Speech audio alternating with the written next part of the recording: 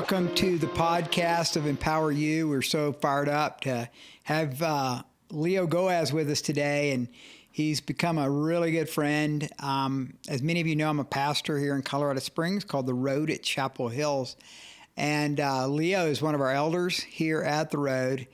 He is also part of the men's ministry, which has really blossomed and taken off as kind of one of the key leaders of that. We have this breakfast that we do on Tuesday mornings called Wholehearted Men, and we have about 400 men that come to that. And Leo's been a table leader, a key leader of that. But Leo's interesting in that he played 7 years in the NFL from 1990 to 1997. He played on 3 NFL teams, and he's pretty humble about it. I don't know that I knew that about Leo. Leo, I don't know if I knew that about you for like the first 4 or 5 times that I met you. I just thought you were really, really big and really massive. As many of you know, I was a gymnast in college and high school, so I'm not massive and I'm not big. But I met Leo, and he's from Hawaii, and he kind of has that look about him. Like if you're in a dark alley and it's a full moon night, you might avoid that if you saw him walking through the alley. Now, what's interesting is that Kathy, his wife, is this diminutive little thing. So they're what is she, like 5'2"? No, she's about 5'5". She's 5'5"? But don't let that kid you. Oh, man, I would have never thought that. I mean, when she's next to this guy, what are you, 6'3" or 6'4"? I'm 6'4". 6'4", and what was your playing weight? I played at about 315. Man. Now, you're less than that now. What are you, like 285 now? I'm trying to get back down there. Okay. Are you over 300 right now? I'm around 300, yeah. So he was at my fire pit last night at our house for a party, and one thing, like when I walk into a situation, I'm always looking for the food, okay? That's what I think about. I think when you walk into a situation, you look at the caliber of the chairs. Because he came over to the fire pit, and he's just standing there. And I'm thinking, okay, he's looking at my plastic Adirondack chairs and wonder if he's going to crush them. So anyway, he's got an interesting perspective. But anyway, I wanted to have Leo on because he has such a unique and powerful story of being a believer in Christ in the NFL. And I'm going to let him tell the story more than me. But why don't we begin with your life in Hawaii, where you're born and raised, your dad being a police officer. I mean, just everything's super interesting to me. I just find it all captivating. So take us back. You start playing football a little bit as a kid. You're not even that good. And then kind of how that evolution occurred. And I think it's cool to talk about your relationship with your father, too. Anything you want to share on that, Leo? All right. So I'm a baby of 8 kids, 5 boys, 3 girls. I was the last. 4 older brothers who all excelled in youth sports, baseball, basketball, and football from a young age. And then went on to play high school and college. The last 2 above me played college at the University of Hawaii. So there was a lot of kind of expectation put on me as a young boy to follow suit.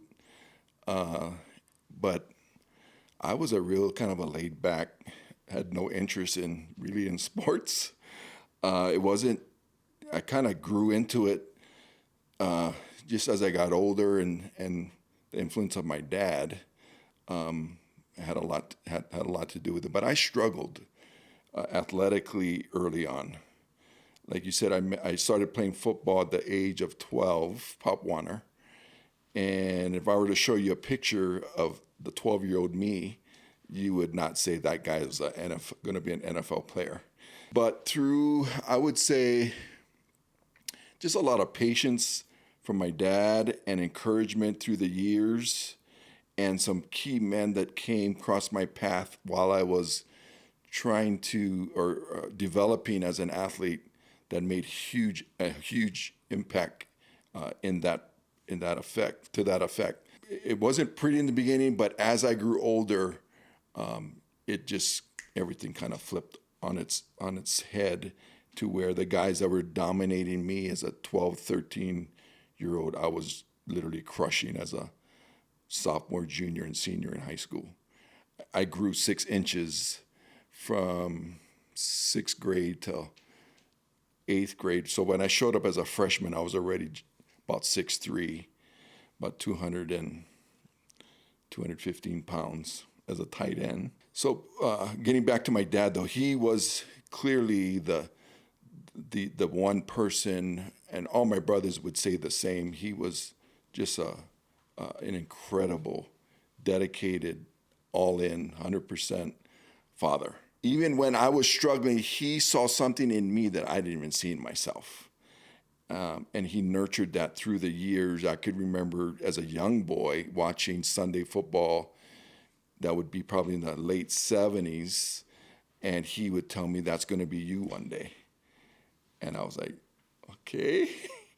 And he kept doing that throughout the years, just instilling that in me. That was really his dream for himself, to have one of his 5 boys play in the NFL. That was clearly his dream for himself. Went into high school, and things from an athletic standpoint really changed from prior to that. I got a lot stronger. My skills began to develop. I think to sum it up, my brain and my body kind of was syncing together to where signs of athleticism were starting to show. And I just, at that point, wanted to make my dad happy. And so I worked my tail off. I was a workout maniac. I met a gentleman who had a gym not far from where we lived on Oahu. And that one individual instilled a lot of confidence in me through weights, through strength training, and through development in my body, to where, and I bought into it 100%. And so when I showed up in high school, at the private school that I got into, I was stronger than all the offensive linemen, and I was only a tight end. I was just really strong, just from working out so hard and for those couple of years with this gentleman. And high school was a great experience, although there were other parts in my life that were a mess. Athletics was something that everybody began to know or associate me with, was my ability to do well at football and to play and do really well at basketball. I was a basketball player as well. As far as athletically overall, it was a process much kind of instilled by my dad and nurtured by my dad. My brothers would always kid early on that they had big doubts about me early on. And so when I finally, got into college and beyond, we still laugh about that till today. And I'm in my mid-50s, so it's the athletic part was definitely a thing of just persistence and having an internal drive to want to do very well. Now, you said your older brothers played. Everybody was very athletic, sounds like, in the family. Was there a teasing, a kidding that went on as kind of the caboose, sort of the last one, that maybe even spurred you on some? Not really directly to my face, but I could hear it amongst, chatter amongst my older 2 brothers right above me. And what's the age span? So the middle brother is 7 years older than me. He's the one I'm really close with, and then the one below him is 5 years older than me. Then we have a sister in between that brother and me. So there was nothing like hazing at home because my dad wouldn't have tolerated it. But the middle brother was the best man at my wedding, and he even shared that with his speech at my wedding, that they all had their doubts about me. And I was at that time, when I got married, I was in college already, about to, look like I was going to go to the NFL, or had a chance to. And so that's something that even, they still kid around with. But I think it was just a matter of me I'm the tallest.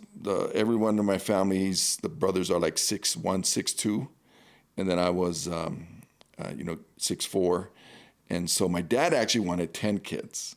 But my mom said, nope, that's it. You got 8. You shut it down at 8. Yeah. So athletically, it was a huge thing in our family. My dad was just he was at every practice. He came to the practices literally he came every practice. All the brothers, or just you? Everybody. How did he do that with his job? So he was a sergeant.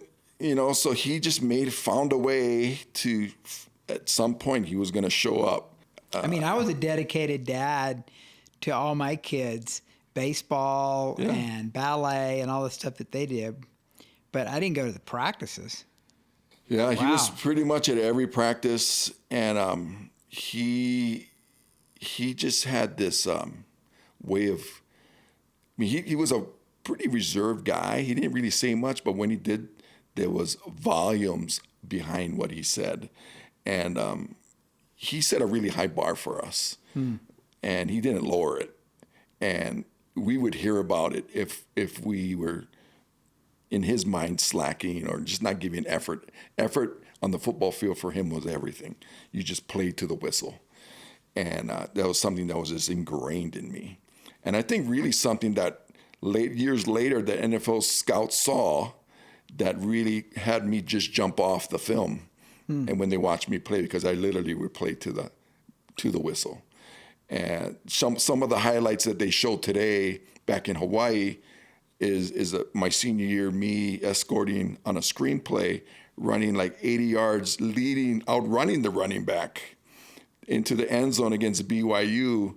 That's a reoccurring film clip that they always show when it comes to University of Hawaii sports, is that one clip. And but it was just a part of me. It was just something that I didn't even have to think about. Just something that I just did. Yeah. So let's talk about Kathy a little bit, and that how you guys met, and then she was sort of part of your spiritual journey. Very much so. So we met going into our senior year in high school. The summer going into our senior year, she was a cheerleader for our rival school, all boys Catholic school. She was at an all girls Catholic school, cheered for this all boys Catholic school, who in the state of Hawaii has put more guys in the NFL than they would rival any big high school. They've got 25 guys through the years in the NFL. Marcus Mariota, Tua Tagovailoa are the more recent ones. But anyway, so we met in high school. I was instantly fell in love, and we dated our senior year, and got married actually our sophomore year in college at University of Hawaii. She was going to go away to a mainland school in Oregon, and luckily her father threw in a new car if she stayed home, because he didn't have to deal with out-of-state tuition. Wise move. Yeah, so I thanked him for that, because I had already committed to stay home and not go away. I said no to some big schools that I had offers from, but that decision, my decision to stay home, was a 5-minute conversation with Dad at home. In our conversation, your dad wanted you to stay in Hawaii. There was no question, and the way he communicated that to me, which made a lot of sense, was he used my 2 older brothers who had already gone through the University of Hawaii, and how that led to just opportunities in the community. Got it. How the local fans never forget the guys that play for University of Hawaii. And it's true. Mm-hmm. So when I go home today, having played in the NFL, they want to talk UH football. They don't want to talk NFL. They want to talk about the days in the early 80s of me being a UH player, which all those guys were just diehard fans. It's like a mini version of the SEC, where these guys would tailgate from as soon as they could get in the parking lot, I think they opened up the gates at like 1:00 in the afternoon, and kickoff was until 7:30. And so these guys are like tailgating all day, going So it was this electric atmosphere back then at the Oklahoma Stadium. University of Georgia is still the same way. And, I mean, I think 90% of the fans in Athens would know more about Herschel Walker's college career, the 3 years he was there, than the 12 or 15 years that he was playing pro ball. Yep. And it's true. Like, everything revolves around in a atmosphere like small town, kind of small state like Hawaii, small town like Athens. Everything revolves around college football. Yep. Yeah, so getting back to Kathy, athletic standpoint, everything was great. Again, I was a popular guy because of that. But spiritually, that was something that was not evident, mainly by my actions and just the way we grew up. We grew up Catholic, but it was like we barely attended. We barely even went. So because of that, and because my dad was he didn't really, they didn't really supervise us really well, so we were up to no good with just, for me, it was girls early on in high school. So by the time I met Kathy, I guess you could say I kind of had a reputation of that, which I'm not proud of. But Kathy was different, and that's what attracted me to her. She was very strong and very, she knew exactly, she wouldn't back down. And she knew exactly what she wanted. And that, to me, combined with my dad, was the reason why I think I made it. Because there's many times in the process of getting from A to B that I just wanted to quit and give up and go do something else. But she kind of kept me focused and kept me, I should say, engaged in what was ahead of me, again, that I really couldn't see. So we got married, like I said, in college. We had our first oldest son in college. But it wasn't until our senior year, really at the end of my senior year, that we had this God-ordained thing happen to the both of us on March the 3rd, 1990. So our marriage was pretty shaky, mainly because of me. I was just an idiot. I was just, selfish and didn't know how to treat her and wanting to just do my own thing. And so I got a phone call from my older brother's pastor, my older brother, the middle brother that I'm close with. He was a strong Christian, leading a huge youth Bible study. And anyway, this pastor called me. I had in college gotten really heavily into breeding and showing and raising German Shepherd dogs. So this pastor knew that. So he had brought this black lab puppy. And he called me out of the blue and said, I got this puppy. I know you raise dogs. I need some help. Can you come over and kind of just get me started, like food and how to care for it? And so I spent the day with him.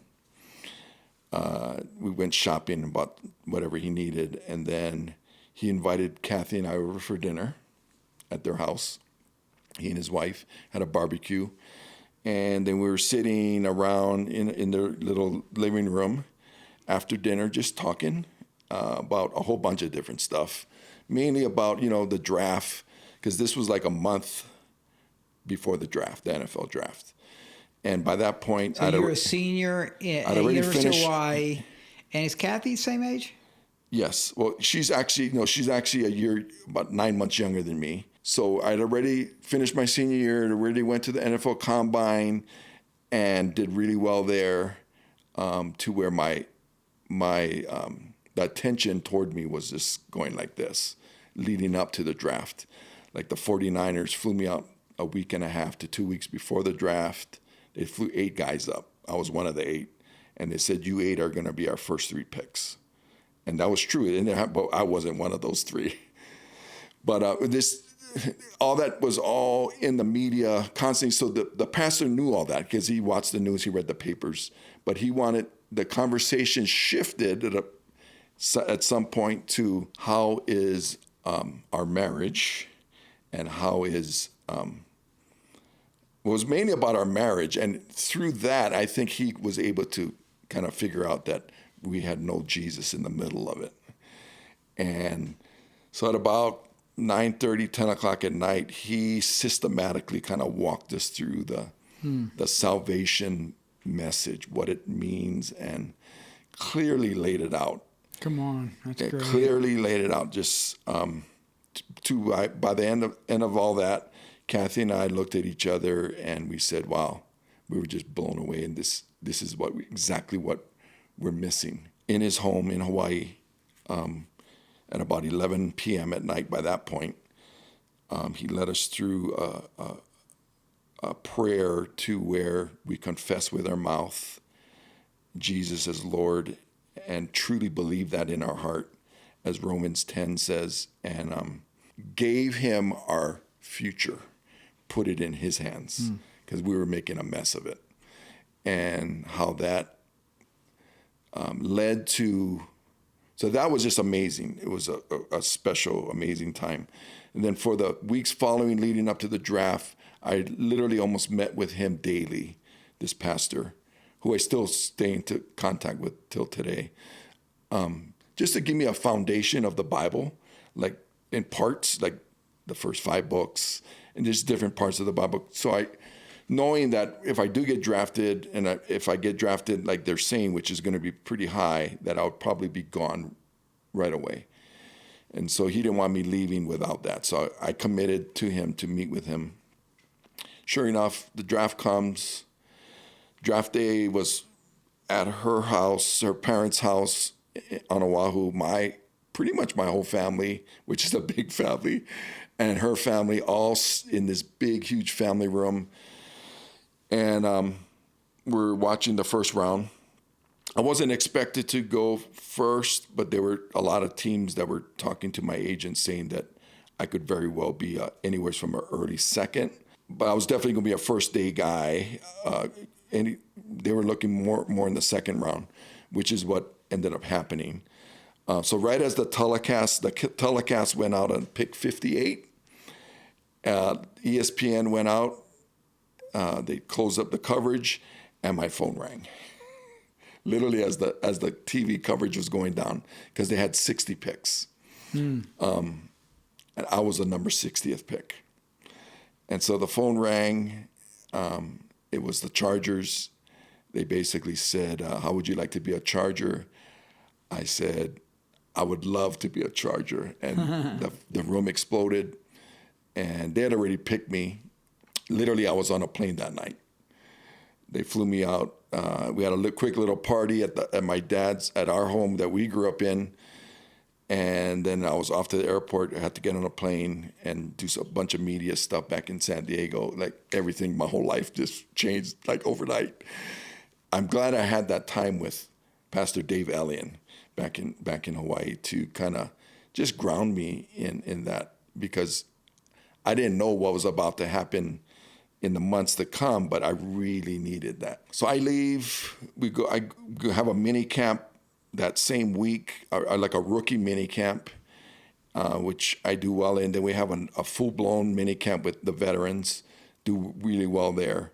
We think we had 3 mini camps leading up to training camp. I did well in all of them, to the extent where they named me going into training camp as their starter at left tackle. Wow, that's amazing. Basically said that's my job to lose. That was in the press, in the papers. I was obviously pretty stoked about that. So first day of training camp, I'm all those mini camps are in shorts, right? Which mean nothing, right, in football, other than you're quick and you're fast and you're athletic. But that's all you really get. You don't get the other stuff that go with linemen. And so first day of camp, I leave the locker room. There's all the media. They want to talk. So I talk to them and go down to the field where everyone is practice is about to get started.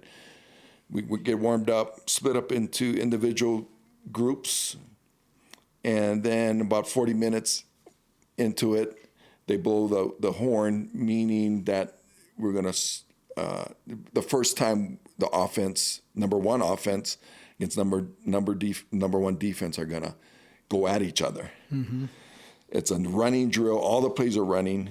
There's no passing in this drill. It's called 9-on-7. So there's nine defensive guys against 7 offensive guys. Every team does it, college, high school, pros. It's the same. Run a play. I think it was either the second or the third play of this first drill in full pads as a Charger starting left tackle.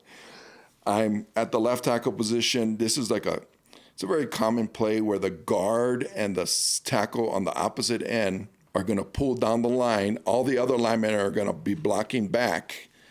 And the guard is going to kick out the defensive end on the far side, and the tackle is going to lead up the hole, and the running back is literally right behind that guy. That's me.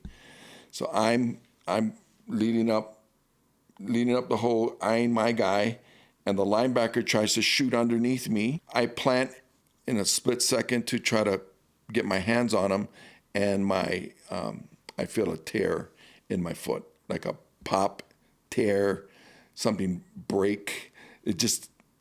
I actually heard it.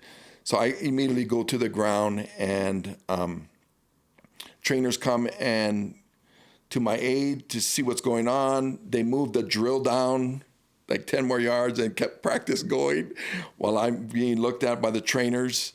And I couldn't move my foot at all. It felt like something was broken, and I couldn't put any weight on it. So they cart me off, put me on a big flatbed cart, and cart me off to the locker room to where I'm all by myself. They pack it with ice, put it on a pad, shut the lights off in the training room, and said, "We'll see you when practice is done." And I'm there in this training room all by myself. And just all kind of emotions running through my body, through my mind, like anger, frustration, disappointment. Why, God? Why is this? Why this? So they take an X-ray right after practice, where they could clearly see that something was definitely wrong. So what it was is it's called the posterior tibial tendon that runs down the inside of your thigh, goes on your calf. It attaches to your arch on the inside of your arch of your foot, and it kind of is really important with the movement of your toes. Without that had detached from the bone. It ripped right off the bone. Mm. So they immediately said, well, they already knew that or thought that I wasn't going to be able to play that year, but they were already looking for a replacement guy for me. They needed to do an MRI to rule out, because they thought maybe even the tendon might have been compromised. And if that was the case, I was totally done. Wouldn't be able to play on it.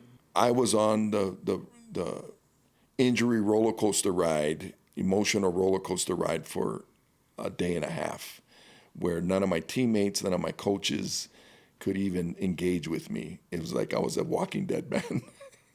Yeah. And you don't even know these people well. I mean, you just got there. Not really that well. I mean, I know the linemen pretty well, but it was just there was so much hype built up about me. I was going to be this young guy to come in at left tackle to now I'm done. So you're thinking about your career being over. That's what they were saying. Whoa. And so the thoughts running through my head at that point were pretty intense. So the following day is when the MRI was scheduled. So they gave me a golf cart to get around on. I was immobilized in a walking boot with crutches. I'm watching the afternoon practice. It's about 2:30, 3 o'clock in the afternoon in San Diego. I was just really discouraged, just like, this sucks. And I got I was already in the cart watching practice. I just drove my cart back to my dorm room. Wanted to call Kathy and see what she was doing. I just didn't even want to watch football. I was just so messed up inside emotionally. Kathy was there at the practice. She saw the whole thing happen. She was there with some other friends. She had instantly called back home on a rotary phone, because we didn't even have cell phones yet, saying, hey, something's really bad has happened to Leo. I don't know what it is, but they carted him off the field, that we need to start praying for him. So got a whole bunch of people back home praying for me. So that next day, when I leave to go back to the dorm room, I call her from the rotary phone in my dorm room, and she's like super upbeat. She's like actually happy, and she's sharing all this stuff that the Lord has been showing her. She was immersing herself in the Word with miracles and with faith. Anything to do with faith or miracles, she was reading it, and she was proclaiming it. And so she wanted to share some of that with me. And so in the dorm room, I'm sitting on a couch. It's not a fancy dorm room, pretty basic. I'm laying down. She starts reading some scriptures. Then she gets to Ephesians chapter 6, starting in verse 10 through 17, where it talks about the armor. Yep. The armor of God. But before that, how it's not a battle of flesh and blood, but of principalities and powers in the heavenly places. And so she's reading it to me. I'm laying prone on the couch, and I literally feel in my left leg, which was the injured leg. I feel like, you know how when your foot loses circulation and it goes numb, and then the circulation comes back, and you get that tingly feeling. Yep. That's the feeling I felt as she's reading Ephesians 6 to me. I was like, what? And I'm just closing my eyes, listening to her voice. I had her read it a second time. She got all the way to the end. I said, can you read it again? By that time, I was buckling off the buckles of the brace, of the big boot. I felt prompting to try and move my foot. I could move my foot forward, backwards, turn it around with zero pain. And I just started weeping, bawling. My goodness. And Kathy's like worried, like, are you okay? I explained to her what was going on, what was happening. God literally on the spot put that tendon back together. That night, so that when I shared it with her, it was a great time of just rejoicing and Thanksgiving. But I still had this MRI scheduled at like 7:00. So trainer picks me up, takes me down to the place where they're going to do the image. And for the whole time I'm in that little tube, the MRI tube, the enemy is taunting me, crazy stuff like, God didn't heal your foot. You're going back to Hawaii and be working the sugarcane plant. It's just crazy thoughts. Yeah. You're going to be a security guard or whatever. Right. And so I am, being a kind of a fairly new babe in Christ, I didn't know a whole lot of scripture by memory, but I knew a couple. And the two that jumped out to me during that time in the tube was, greater is he that is in me than he that is in the world, and I can do all things through Christ who strengthens me. That's good. So for 55 minutes or so, I'm literally audibly saying that pretty loud. And they have a microphone in it. So you were speaking out over scripture. Myself. Yeah. For 55 minutes, I'm doing it. The trainer, when I'm done, the trainer's waiting for me. He takes me back to the college where we were at, and I sleep soundly. Wake up the next morning, go to the training room, and the trainer sees me coming in, and he like waves me in, like get over here. I go back there.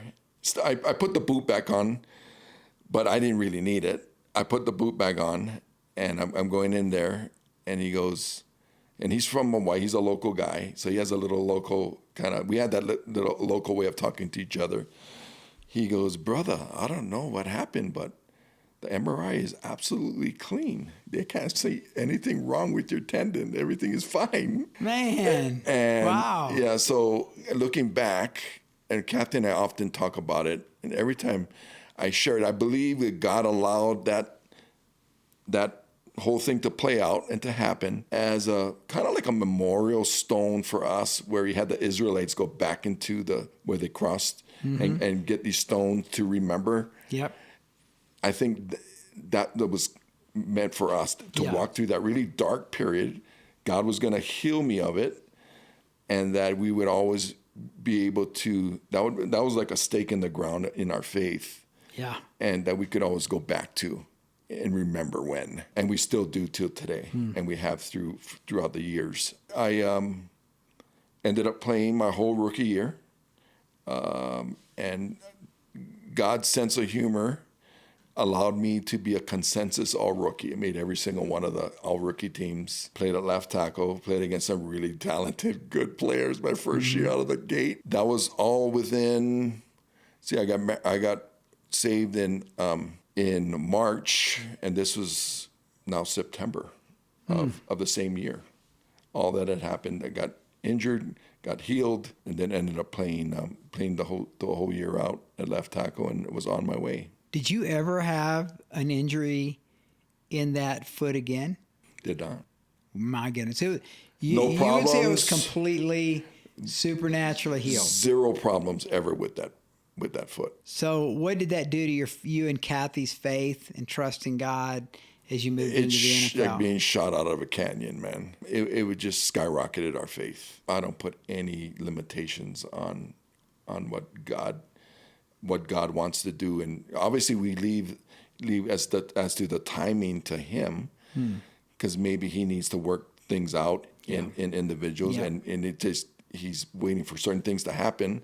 But as far as Him being able to do the supernatural, no one can tell me otherwise, because I lived through it myself. So Leo, what would you say after that would be? I mean, that's a pretty big highlight. That right there. Is there anything else that you would say as you walked out your career as a Christian NFL player that stands out spiritually? I think it was just all the many guys and gals, the couples that we met over the years. We were all in from day one. And like, for instance, my rookie year, God knowing that I needed someone in the locker room to hold me accountable, a teammate that is walking the same thing. He partnered me up with this. I think at that point he was probably in his 11th year, veteran, but he was a cornerback, small little guy, but knew the word. He was just so grounded in the Bible, in the word, and he really challenged me with scripture memorization. And so we had this. So we became really, really close. He and I. His name is Gilbert. He's still alive. He's in the Chargers Hall of Fame. But just certain ones that God has brought up across our path, those are the special memories that I have from that point of view in the NFL, is walking out. Because the NFL in itself is so phony. It's so superficial. It's so shallow. It's, you see people showing up to games. We still laugh. Kathy and I still laugh about this. I mean, they're wearing like these ridiculous like mink coats to a football Earrings, game. the diamond earrings. It's the posing capital of the epitome of it. It's like, who's got the nicest cars? Who's got this and that? Kathy would show up in a sweatsuit. She refused to succumb to that type of stuff. Yeah. And she would bring all our kids to every game, home game. Away games, they just stayed home because it was just too much involved with travel and all that. So I'm just glad that we had all that happen to us early, that we never had to deal with a lot of the traps that so many deal with, especially after they're done playing. The divorce rate in the NFL is astronomical. I think it's like in the high 80s or 90%, like after you're done playing. It's pretty dismal. So did you guys like have Bible studies and things like that? So we did. We usually hosted. Help keep you strong? We always had a core group on every team. And for the most part, we always, aside from 1 or 2 years, we hosted it at our house, where we'd have, a dozen or so guys with their spouses come over, and we would just have some amazing, amazing times, man. Break bread. So usually every team has a chaplain. So the chaplain usually would facilitate that. We had a great one in the Rams in LA. He was really involved. We became really close friends with that guy. His name was Chuck Obrimsky. So, but with every team, the chaplain would kind of facilitate that for the believers. So he would do the service on Sunday before the game, but he also do just the weekly stuff, just the needs of people on the team. He was always there in the locker room. And then we'd always have a night. It would usually be on Monday nights because Tuesday's a day off. We'd either be on Monday or Tuesday. Would be a full-blown Bible study for our group. So how many guys, you played on 3 teams. What would you say kind of, if you could estimate, how many guys are really solid, fired up for the Lord on any given NFL team, in your opinion? I would say there's probably usually a minimum of 10. I'm talking really solid guys who... because there's not that many on the team. Yeah, so that's college is huge, but pros they really narrow it down. How many guys on a team? So now it's 53 active, but then you have the practice squad guys. We would include them too in Bible studies and such. But active players now are 53. When I played, it was 50. It was a little more. I think it was like 57, or closer to 60. But they've narrowed it down since over the years to 53. So, Leo, changing the subject a little bit, what would be a highlight of your NFL career? Like, is there something that stands out as amazing and a special memory for you? By far, it would probably be my rookie year when my dad first got to see me play. That's great. In I was person. going to ask you about that. So I was starting. We were playing the Raiders at home in San Diego. They were announcing the offense. So I got announced out. I knew where they were sitting. And me and my dad over the years, all my brothers kind of did it, and I kind of followed suit, is we would always kind of know where he was sitting in the stadium. Nice. And we would always, I even did it. I did it all throughout college, and I even found myself doing it. I'm a professional player now. It's getting this from him, that sign of yes. That was it, Steve. Great. It was just this. Yeah. But this communicated so much. Yeah. And so here I am. We're playing against the Raiders. I had a great game. We won the game. I bring my mom and dad on the field.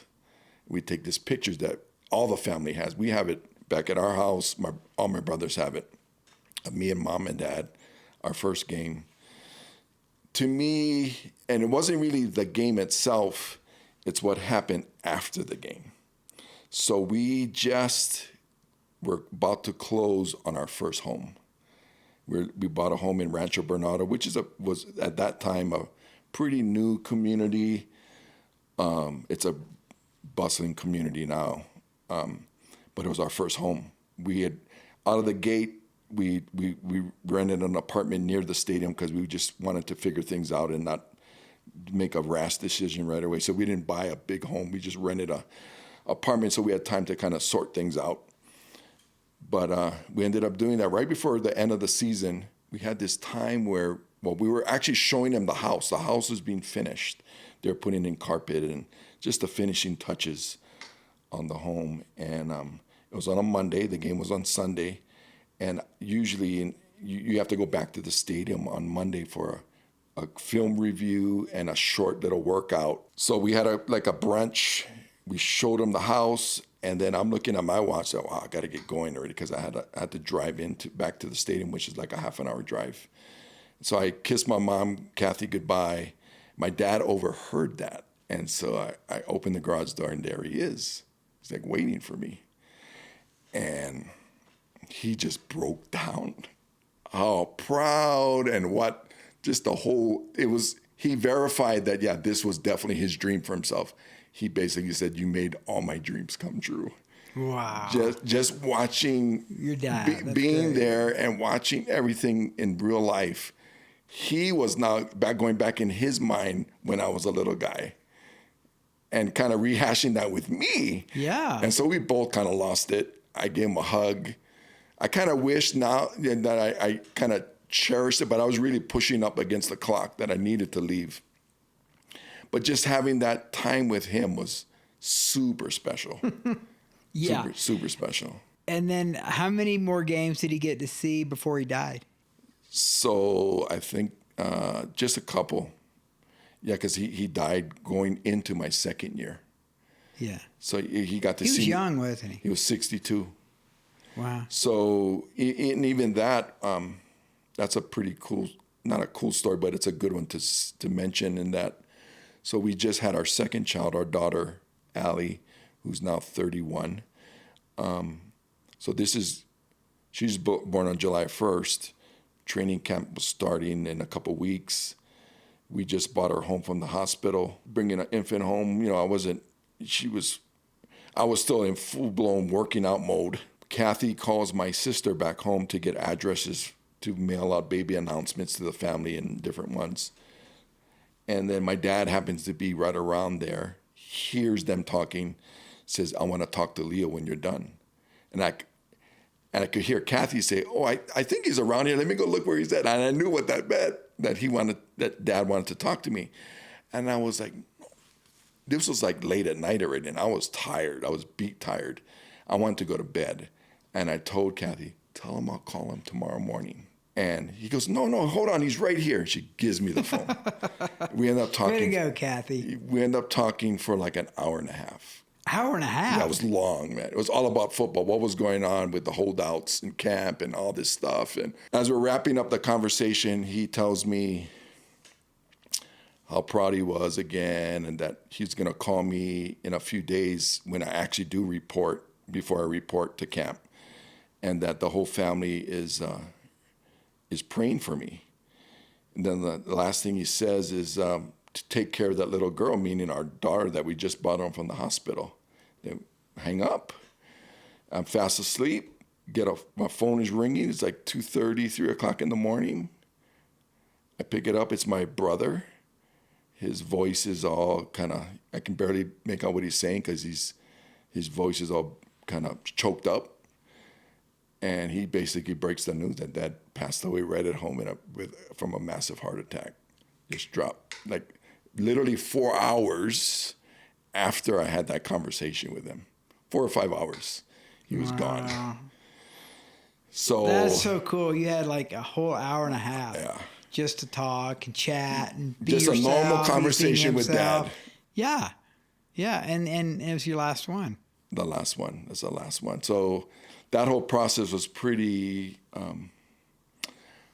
stressful. I had to come home. Well, Kathy and I flew home. Luckily, my in-laws were already in San Diego, so they stayed with the young ones, while Kathy and I just hopped on a plane the next morning, flew home, stayed home, had to plan out the services and all that. Training camp had started. Worked it out with the team. They knew what was going on. They were fine. Just said, take whatever time you need. So I ended up missing the first 2 days of camp and had the services, flew right back that night. And I was right in the grind, man, like instantly. Didn't have any time to grieve or nothing. Just like, got to go earn my job again. Mm-hmm. And it was kind of cool in that every night, pretty much I was having dreams of my childhood with my dad in it. For like during that whole, like for a couple of weeks, I would have these dreams, like vivid dreams. Yeah. But one in particular was, it shook me up so much that I was like, wow, what was that all about? It was basically when I went back to the Lord with it, to kind of piece it together, he was showing me that all my life, since I started playing, since I was 12 years old, I played for the sole purpose to honor my earthly dad. And that broke his heart. Yeah. And I needed to repent of that, and I did on the spot. Wow. And from that point, when I did that, to where every time I stepped on the field from that point forward, everything was different. I played it. I would venture to say I played my best football then. My goodness. Is when I was playing for the one and only. Wow. So you not only don't have any kind of a father wound, It's the complete. It's the complete opposite of a father wound. It's a father idolship. Yeah, that's what it was. You That I needed to repent of that. Yeah. Wow. Well, that's just so rare. It is. It's rare, man, that you had a dad that was that involved, cared that much, and was actually that verbal about it. Yeah. I hear these stories all the time from men. That's what we do around here is with men's ministry. And they say things like, well, I know my dad loved me, but, or I know my dad cared about me, but, and so there's very little interaction between sons or even daughters and their dads because men are just not as good verbally and we're just not as emotional. Yeah. And I mean, my dad, I have a great relationship with my dad. But it wouldn't even be on that part either, like you're talking about. So what a great blessing for you, Leo. Yeah, it was truly a blessing to at least have that revelation of, because the last thing, I didn't even realize it, but when through these dreams I was having, that's what was coming forth. That was the end result of it. I wonder if that was a little of a catharsis, a grieving, in a positive way. It most likely was. Some people have dreams and they have memories that are just totally etched upon their heart that are super negative. Right. Mine was the complete opposite. Yeah. That's so awesome. How long were your parents married? They were married. I think they were already in their closing in on 40 years or close to it. So they married young. Really young. Yeah. So what's your background as far as your ethnicity? So both sides, I have Portuguese. Okay. So from mom and dad. So mom was half Portuguese, half Hawaiian. Her mom was pure Hawaiian. And then my dad's side is half Portuguese, and the other half is European, like English. Now, was he big? Is he a big guy? Wide. How tall? He was probably 6 foot. Okay. So that's the thing, right? Because all the boys, if you were to stack us all up from the oldest to me, it was like this. So that's why Dad wanted a couple more. He was projecting out, saying I could have. So that's why he wanted 10 kids. He just getting bigger and bigger. He just figured if that 8th one, that Leo doesn't make it, I need 2 more to get a shot in the NFL. Yep. That's a cool story. Well, bless you, Leo. I mean, this is really good. I didn't know the last part, about, and you told me about the phone call. I do know about that, but I didn't know the dreams and the stuff that happened later. Yeah. God is good. You finished out your whole career as a believer. I mean, you never wavered.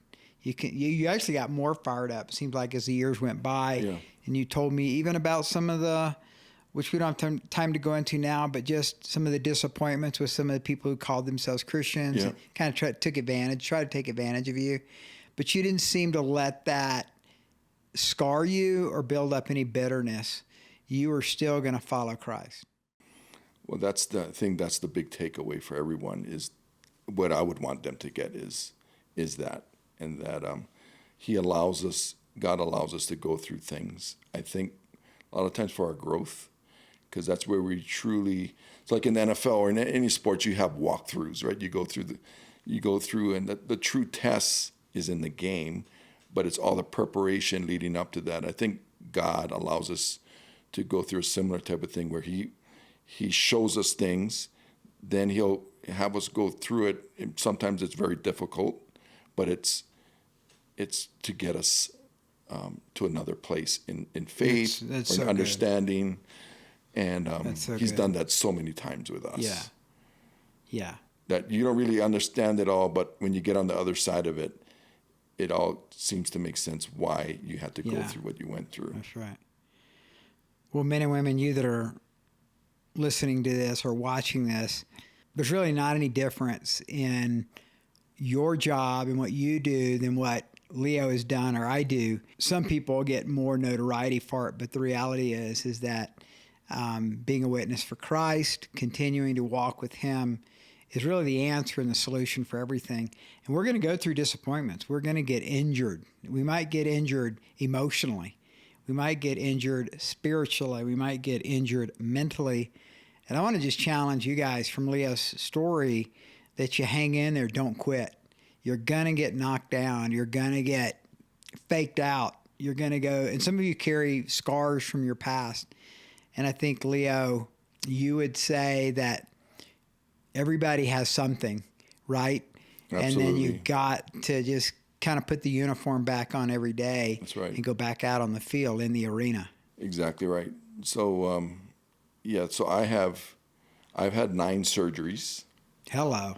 In my playing career, bunch of knees. You kind of go through that whole process of dealing with that and then strengthening yourself to get back to a level to where you can compete.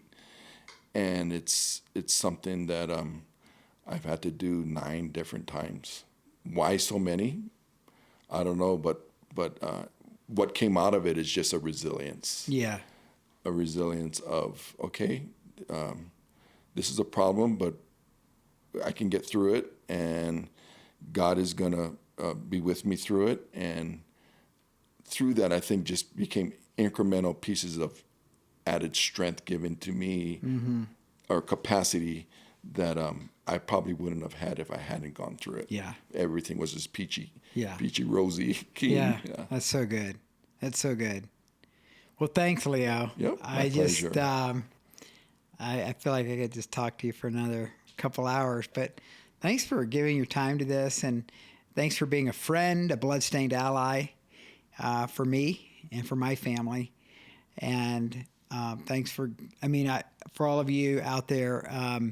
If you can imagine going whitewater rafting with one of the people in the boat being around 300, you can realize that we were a little low in the water.